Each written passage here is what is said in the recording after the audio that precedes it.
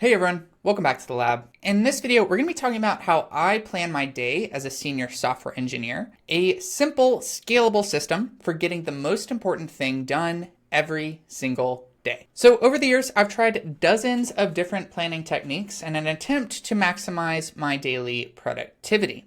And I've written about many of these on my blog, and more recently when I started the YouTube channel, I've shared a few of these on here. Now these iterations have led me to my current daily planning technique, which I've used for about the last 4 years, which I believe is both simple and effective. And so in this post, I'm going to share my simple scalable system for planning my days as a software engineer. How I plan my life. So first off, days are not isolated events. They are part of the time continuum, so we need to take a step back to show how this planning happens in context. These higher level plans dictate what makes it into my daily plan. So understanding this, I think, is key to understanding the daily plan and how it actually works. And for some specifics, you can find many of my higher level plans that we'll talk about in a second and my monthly reflections here. So I have several overarching plans based on timeline. And I kind of think of them as like layers, trajectories, if you will.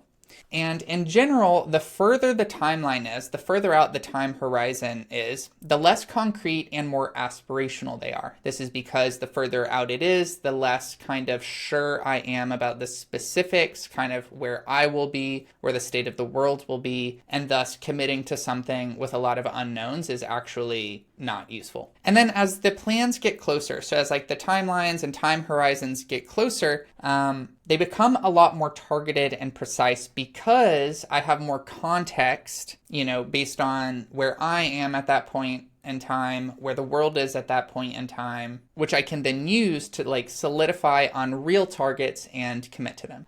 So real targets are like, specific metrics, specific things I want to accomplish.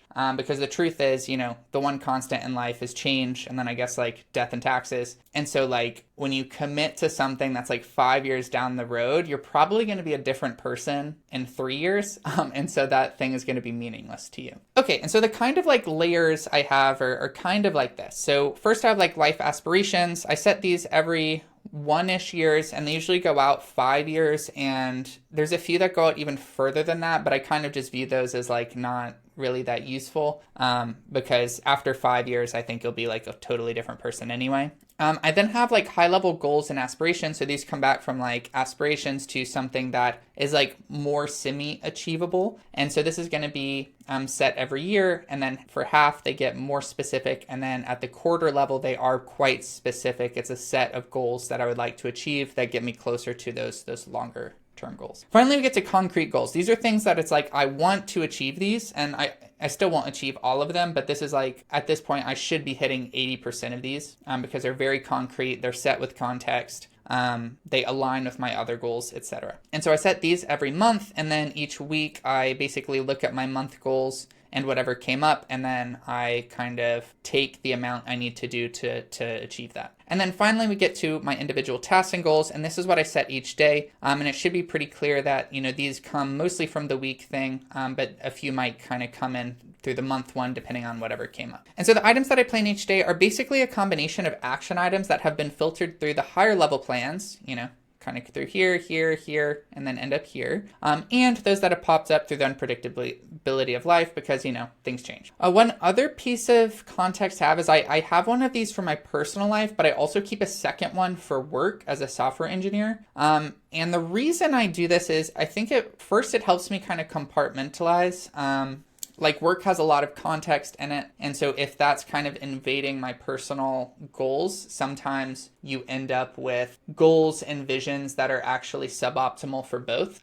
So I like separating them a little bit. And because a lot of times goals at work affect other people's roadmaps, like your manager, your leadership change, kind of related like departments and stuff. And so sometimes you want to share these goals out, and it would be weird for me to share like my life goals with people, because that'd be too much context on things that they don't care about. But if I have it just for kind of the work goals and what we're trying to achieve and kind of what's getting in the way, then can actually be very useful for getting people on the same page. And so I have both of these. I find they're both helpful for different reasons. All right, now on to how I plan my day. So basically I have a template I use to plan every day, which is down here and we'll get into in a second. It's broken down into 3 buckets that parallel the creation cycle, which is how I organize my life. And this is observe, create, reflect. It's how I organize kind of like the values of my life, the domains of my life, but also like approaches to doing things in life. Each of these sections has a targeted and limited amount of tasks it can hold. And I actually find that this helps me to prioritize important tasks by eliminating less important ones, aka distractions. So it's kind of like that thing. It's like, if you could only do 1 thing today, what would you do? If you could only do 3 things this week, what would you do? And I find that at least me, and I think a lot of others, have this thing where it's like there's unlimited tasks to do, and so you're going to optimize for doing a lot of tasks. But usually if you have unlimited selection, you either get in the way of analysis paralysis and don't actually do the things, or you focus on a lot of things that feel like making progress, but if you take a step back, they're actually not. And so that's how you end up filling your days with like useless work. Kind of this constraint, which feels like it makes you get less done, I find actually makes you get more things done in context. And so that's why I use it here. Aside from like those main things I want to accomplish, I also have mini sections to start the day off well and finish the day off well to kind of set the next day up for success. And basically what I find this provides is a step change improvement to the quality of my day. So if I do the morning ritual right, the rest of my day is like some percent better. And if I do the kind of night ritual right, then I've set the next day up to not have like any kind of bad things blocking it. And also it sets it up for starting off better. And this kind of leads to a virtuous cycle. Okay, so that's the conceptual way I plan my day. Now let's look at the actual thing. So here is basically a copy paste of what I use in Notion.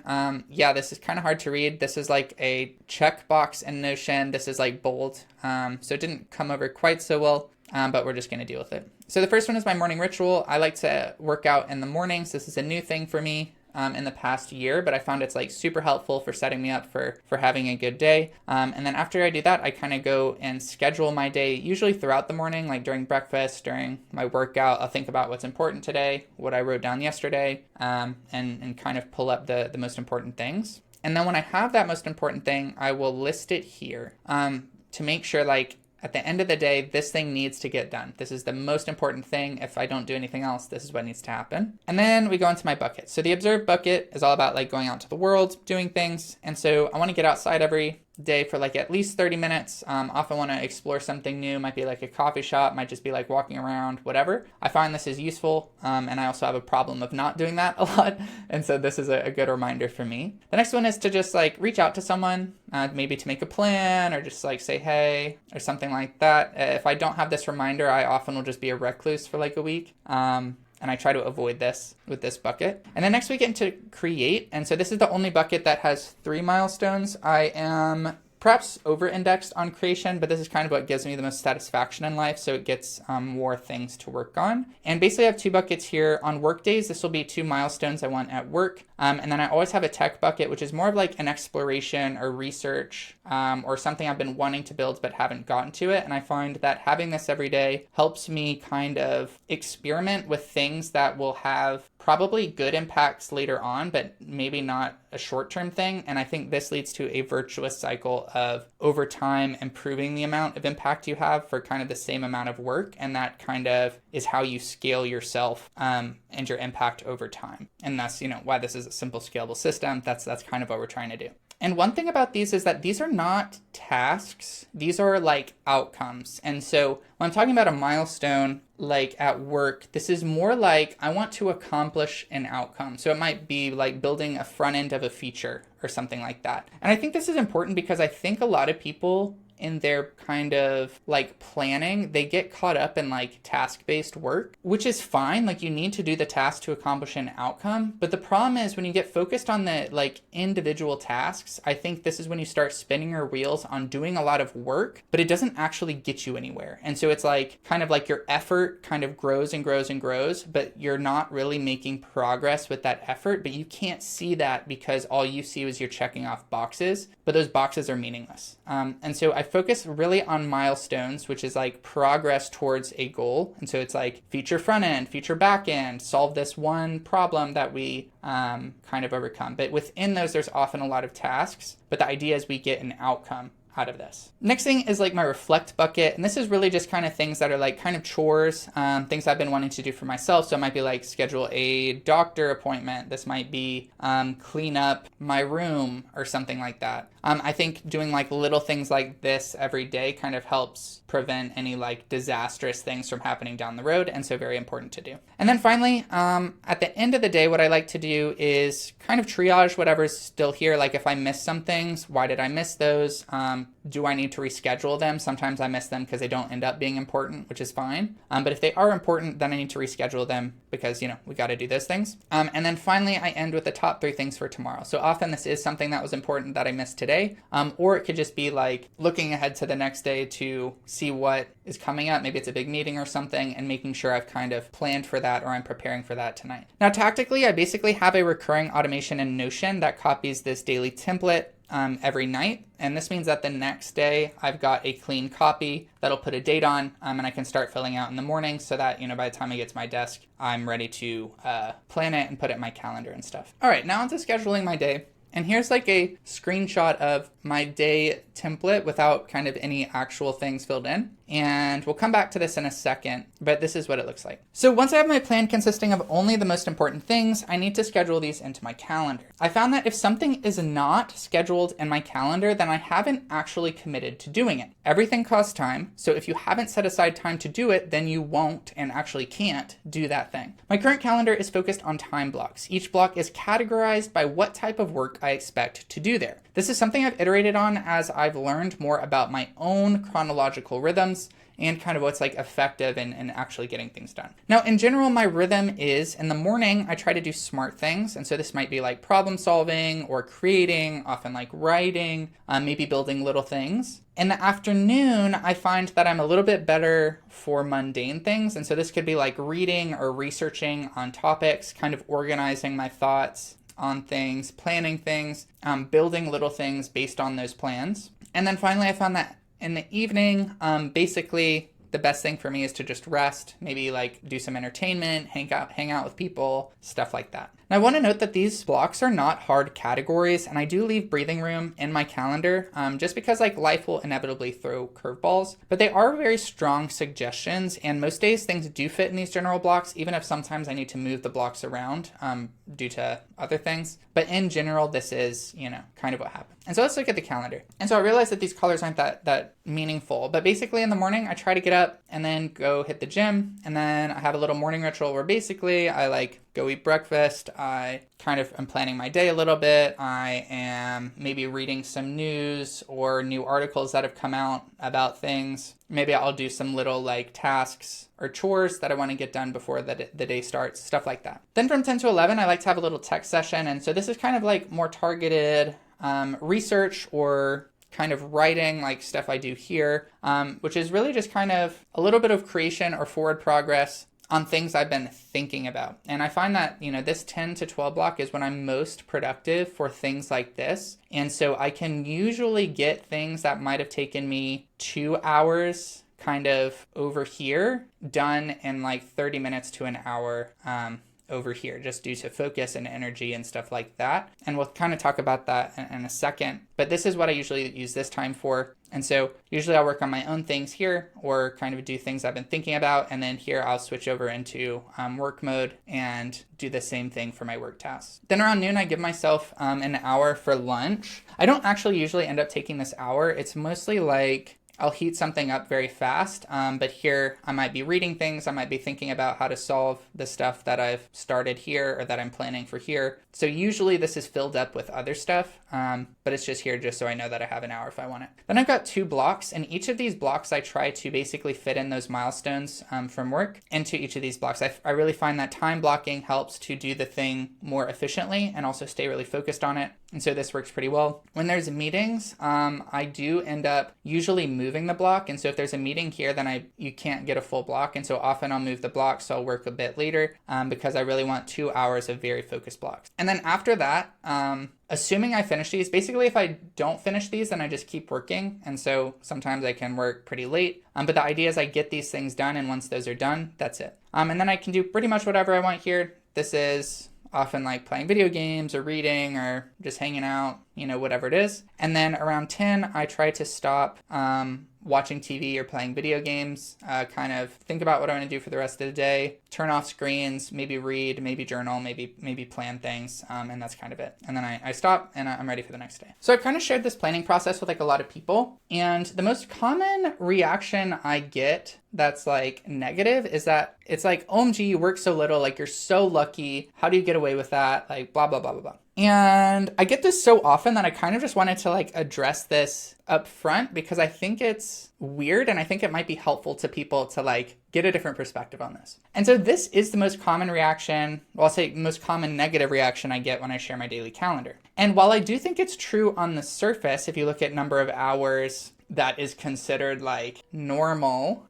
versus my calendar here, it's often kind of misguided. And I think it originates from a core misconception our society holds about work. And so first thing I want to say is like, I've compacted my schedule down through years of intentional experimentation and reflection on what's impactful at work and how I function as a human. So it didn't start like this. I used to work like so much, like 10-hour days, stuff like that. But I've slowly been able to tweak it and iterate on it to get it to how small it is today. So it definitely took work to get here. But I also think it's like rooted in actual like impact. And this is basically what I found over all this like experimentation. The first is that 1 hour focused work really beats 8 hours of unfocused work every time. And when I hear people that are working like 12-hour days or something, I'm never like, wow, you must be doing a lot of work. I'm like, wow, you must be doing things really inefficiently. And I think our society kind of rewards or thinks good about the amount of hours you put into a work, but we all know that you could get done the same amount of actual productive outputs in 10 minutes, or you could spend 8 hours on those things and get the same amount. The amount of time spent doesn't actually equal to output. So focusing on time spent is like not a correct metric, if that makes sense. The other thing I've noticed is that most people cannot do more than 6 hours of deep work a day. And so when I think of these companies that are doing like 6x7, it's like the you work or 11-6, I can't remember what it's called. But basically they're like software engineering companies that work you 6 days a week for 11 hours a day. I'm like, that software is not going to be good. Those people are not doing deep work. And so you're kind of wasting everybody's time. And so I think at most people can do 6 hours of really targeted deep work, which is what you want when you're trying to build quality software. And the rest of the time is probably, if you try to do more than that, you're going to burn yourself out, but also the quality of things is going to really fall. And we kind of know that quality software is really the only way to scale over time. And so you might win in the short term, but long term, you're shooting yourself in the foot. The next thing I've noticed is that in order to do deep work regularly, and I'm holding deep work as a simple scalable system. This is something that you want to focus on because this gives you better quality, which allows you to do better, faster, safer iterations later on, which over time is like,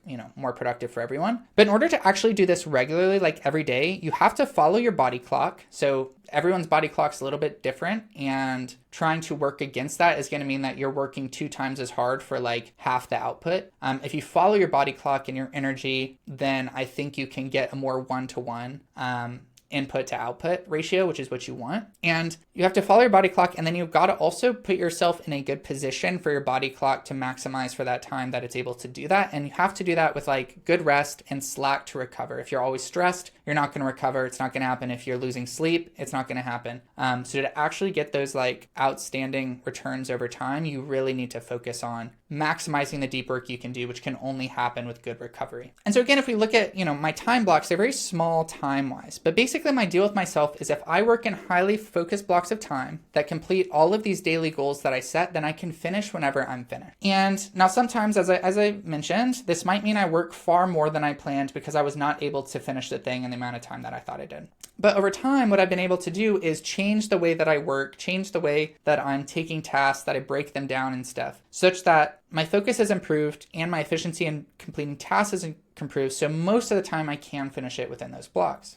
And I think for knowledge work, especially like software engineering, and I think there's a lot of other ones like this actually tends to align incentives more between business and individual. And I think what this does is basically it allows the business to get more of what it wants faster and with higher quality because people aren't overextending themselves. They're not cutting corners. They're not getting people's like stressed out, half-assed work, while also kind of getting more of what I want And what I want to do is I want to work on important things. I want to build high quality software, and I want to minimize the amount of time I'm spending on dumb and busy work. And the business doesn't want to pay me to do dumb and busy work either. And so this actually ends up to higher alignment between business and worker. And in my opinion, this kind of focus on hustle culture is not, only misguided, but it's also a net negative for all parties involved. Because I think business get worse outcomes and people lead worse lives when we're both kind of doing things that are suboptimal for each of us. Now, I could write books about the inefficiencies of modern work, but I think that's, out of scope of the video. I've already ranted enough on this, but that is the most common reaction I get to this, and kind of like why I think it's just logically not sound. Anyway, that's how I've planned my days for about the last 4 years. I still tend to tweak some things like the wording or the amount of tasks in a bucket to kind of account for inefficiencies I find, or just changes in my value system. But generally this kind of framework, this like 3 buckets with a limited amount of tasks in them, only the most important tasks, is what has worked well for me and stood the test of time across these different phases of my life, these different working conditions, these different kind of projects I'm focusing and investing in. Now, I do have lots of other secondary and tertiary systems for things like idea capture and prioritization, but those are out of scope for this post. Let me know if you'd like to hear about those, and I will add them to my list to talk more about. If you like this post, you might also like Escape the Build Trap the Simple Way, Stop Wasting Your Time on Bad Startup Ideas, or 3 Tips to be an Effective Software Engineer with Less Work and More Fun. That's it for this video. Thanks for watching, and I'll see you in the next one.